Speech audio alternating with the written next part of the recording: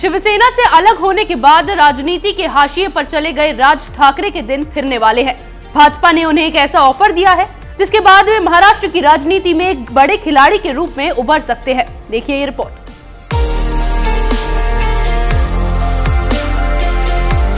खबर है कि महाराष्ट्र भाजपा के कई नेता महाराष्ट्र नवनिर्माण सेना के प्रमुख राज ठाकरे के संपर्क में हैं।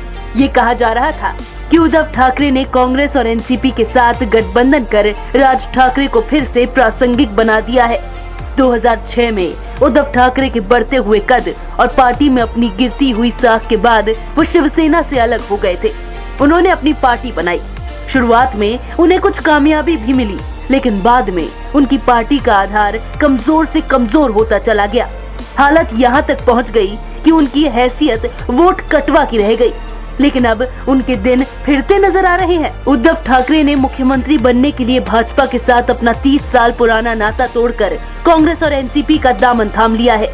उद्धव ने इस कदम से राज्य में कई राजनीतिक संभावनाओं के द्वार खोल दिए हैं। पिछले 2 विधानसभा चुनावों में एमएनएस को एक सीट मिली थी। स्थानीय निकाय के चुनावों में भी उनकी पार्टी का प्रदर्शन लगातार गिर रहा था, जिसे देखते हुए उनके समर्थक उन पर दबाव डाल रहे थे कि वे या तो शिवसेना के साथ पार्टी का विलय करें या फिर किसी गठबंधन का हिस्सा बने। विधानसभा चुनाव में भी शरद पवार ने उन्हें यूपीए में शामिल होने की पेशकश की थी, लेकिन राज ने उस पेशकश को नहीं माना था। अब महाराष्ट्र की राजनीति पूरी तरह बदल चुकी है। शिवसेना भाजपा का साथ छोड़कर कांग्रेस और एनसीपी के साथ सरकार बना चुकी है। हालांकि राज ठाकरे ने पिछले कुछ वर्षों से पीएम मोदी और अमित शाह पर खुलकर हमले किए हैं, लेकिन राजनीति में इन चीजों का कोई खास महत्व नहीं होता।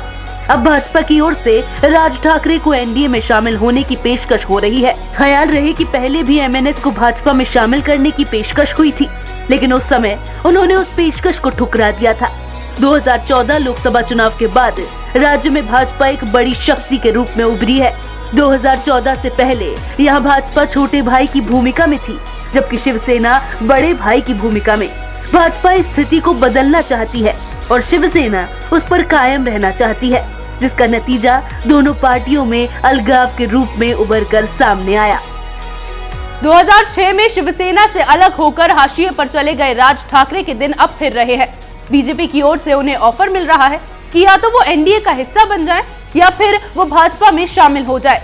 अब ये फैसला राज ठाकरे का है कि वो किस रास्ते को चूज करते हैं। इसी तरह की खबरें मैं आपके लिए लाती रहूंगी, तब तक के लिए बने रहिए हमारे साथ।